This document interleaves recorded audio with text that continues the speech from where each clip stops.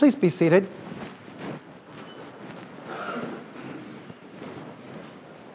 I don't know how many of you do your shopping at Stop and Shop, but we go there. And often when we come home, or when we're leaving the parking lot, you'll see a guy sitting by the sign where there's a stoplight there. And he's begging. And usually, I'm thinking, okay, if I get the green light, I can sort of zip right by him. But sometimes the red light catches me right there in front of him. Usually at that point, I give him a buck or two. But it always annoys me. It really bugs me. And I've been thinking, why does that bother me so much? And I realize one of the reasons it bothers me so much is because I hear all these little messages playing back in the back of my head, messages I've learned all my life. You know, the first one, and maybe you've played this message too, is just going to use the money for drugs. Which, by the way, I don't know. Or the other message, this guy has no self-respect. Which, again, I don't know. Or the other message that I play constantly is, why doesn't he just get a job? Which isn't always that easy, is it? If, for example, he's a veteran with PTSD and might have difficulty holding down a job. Or if he's just come out of prison and no one will hire him because he's out of prison. Or if he's simply homeless and no one will hire him because there's no address. It's that simple. Or maybe he's got a mental illness that makes him ineligible for work. We don't know. In fact, I don't know anything about the guy, do I? And one of the reasons I don't know anything about the guy is because I never stopped to ask him, what's your deal? Why are you here? What happened in your life that you're here? And how can I be of more help than simply throwing you a buck now and then, or simply hoping that the light turns green so I don't have to talk to you or look at you? The guy's there, and a lot of the time what I'm really helping is I don't see him and he doesn't see me. You know what? I really hate these sermons when we talk about, money and taking care of the poor and all that rich, because what I find out is I'm preaching to myself.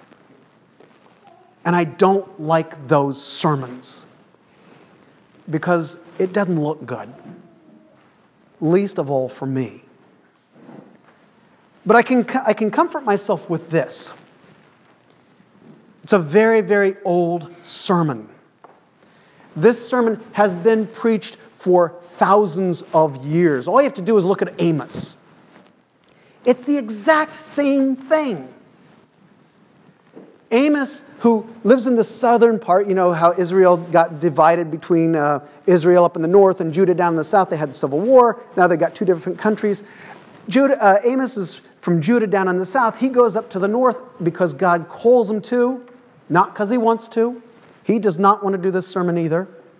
Nobody wants to do this sermon, by the way.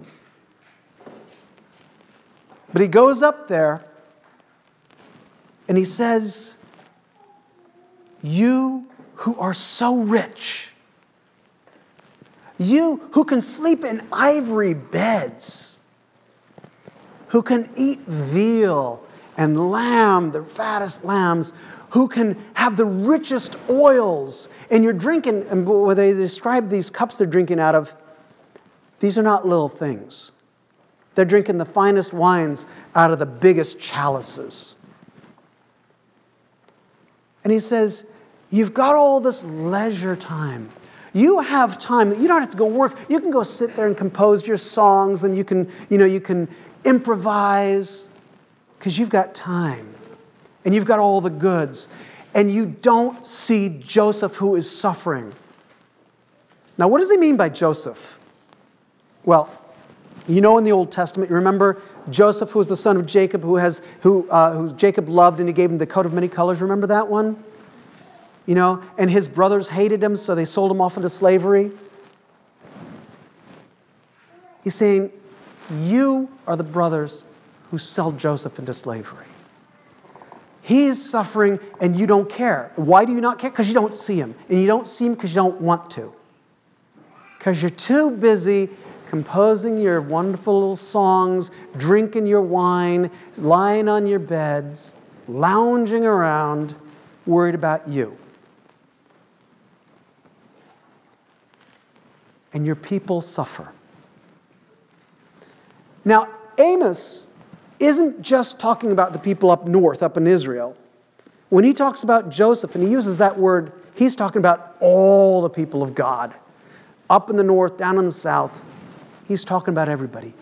The rich here, be they politically rich or powerful, economically rich and powerful, religiously powerful, they're enjoying themselves because they're focused on themselves. They are not focused on their brothers who are suffering. He's focused, Amos is, on sort of the broader problems. But Jesus preaches the same sermon too. Except he does it on the personal level. He distills it down to one person, a guy named Lazarus, or really two people. Lazarus and an unnamed rich man.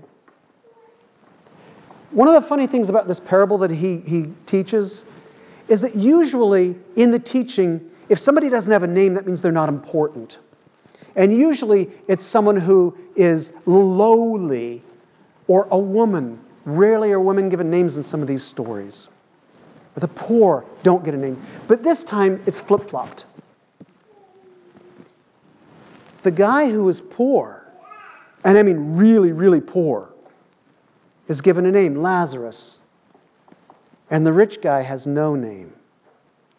Interestingly enough, sometimes commentators later on felt that he should have a name, so they give him a name, Dives. Because he's a rich guy, he needs a name. But Jesus says the hero here is Lazarus. What happens in this story?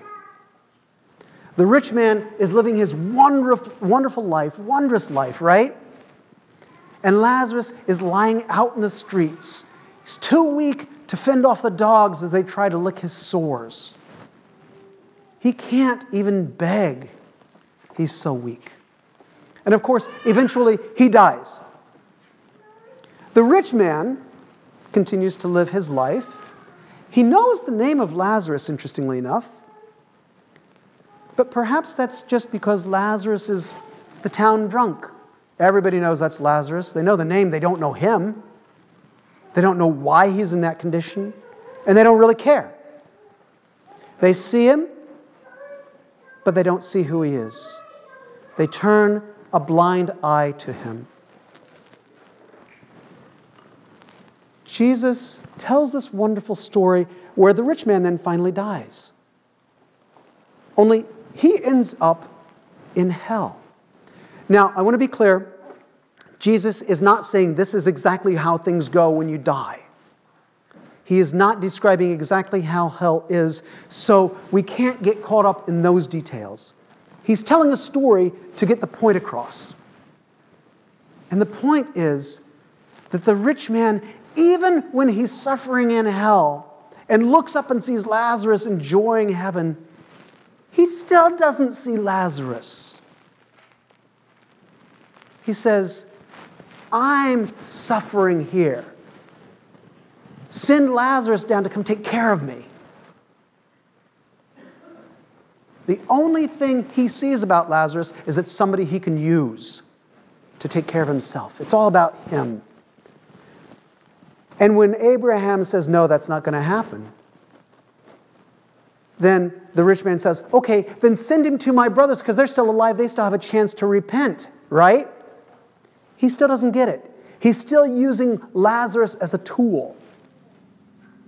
He doesn't see him as the child of God that God sees him as. It's still all about me.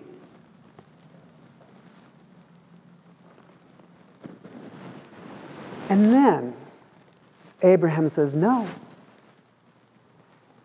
They've got the warnings they need. They got the prophets. They got the judges. Do you really think that somebody rising from the dead and telling them to change, do you think that's going to change anything? If we look around us for the past 2,000 years, we will discover that somebody rising from the dead really doesn't change a lot of things in that way. People still refuse to see the suffering in the world. What do we take away from this? Simply that if you're rich, you're doomed? I don't think that's what Jesus was saying. And I don't think that's what Amos was saying. Rather than saying, because you've got money, you're doomed, what they are saying is, open your eyes. Look around you intentionally. When I was in seminary, which was in the 80s, and New York City was a kind of a little rougher place, one of the things that sort of shocked me as a Midwestern boy was the idea that we regularly stepped over people sleeping on the street in order to get into our apartments or in order to go to the bank. It was just the way it was. And over time, you learned how to ignore them. If you do this, then you suddenly find yourself losing a part of your humanity. It's a difficult thing to keep seeing. In fact, it can be a painful thing to keep seeing. But that's what Jesus is saying. Open your eyes. Do not turn a blind eye to the pain and the suffering that is going around in the world.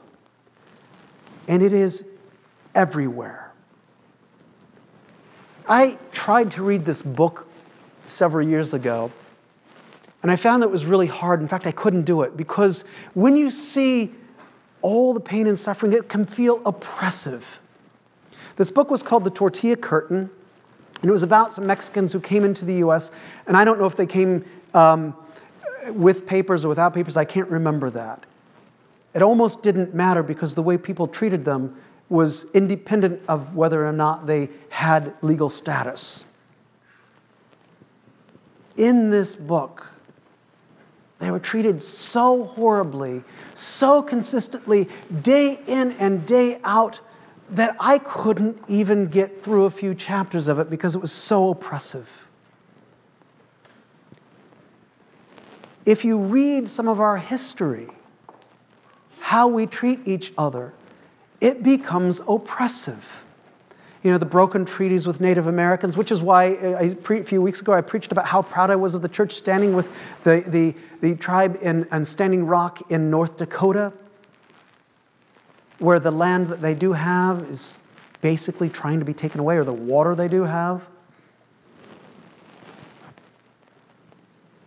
What Jesus is saying to us all today is, no, you do not have to fix everything. But you have to open your eyes. If we don't, we are complicit in the suffering around us. It is here in Hyde Park. It is throughout the nation. It is across the world. A few years ago, remember when I went to India with the Indaba Project? And it was sort of surprising in Mumbai, where I would see these really rich, gorgeous, buildings and people sleeping in the streets. Well, it kind of reminded me of New York City back in the 80s. And I thought to myself, how do I escape this? How do I handle all of this? Because the guilt starts pouring in. But what Jesus is saying is you do not have to live with this burden of guilt on top of you all the time. You simply have to open your eyes. And there is another way we can deal with this.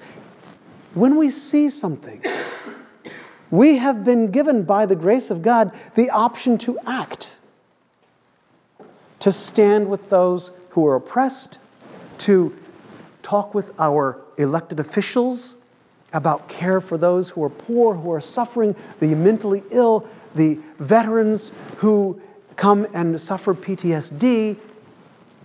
And it goes on and on. We have a political option. We have a financial option. Because most of us have enough money that we can share with those in need. Today is the Episcopal Relief and Development Sunday. There are envelopes in your pews. You can just look at them. You can put money in there. You can put checks in there. That is exactly what that's for.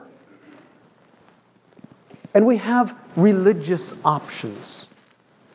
First and foremost, to open our eyes, to see those who suffer, to pray for them, to lift them up to God. But also to know that prayer isn't simply words, it's also action. I was at lunch the other day with a couple of priests from different churches in the diocese, and they were discussing how they are involved in refugee resettlement.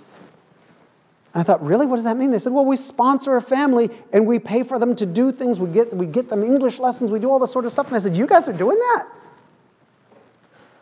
And they said, yeah, we are as a congregation. The whole congregation said, let's do that.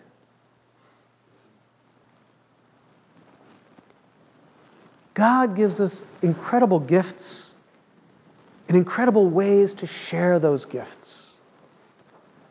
But we can share nothing if we sink into ourselves and our focus is only on me, my safety, my comfort, my security.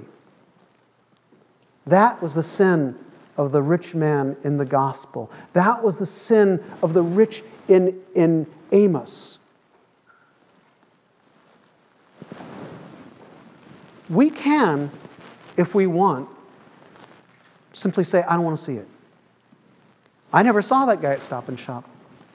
Or he's no good. Maybe I'm just making, I don't want to do it because he clearly doesn't deserve it. But if we close our eyes, if we turn a blind eye, if we make excuses for why they deserve suffering, then we are doing exactly what that rich man did. Then we are doing exactly what those in Amos did. We are turning away from God's children. And about that, we can't say that we haven't been warned. Amen.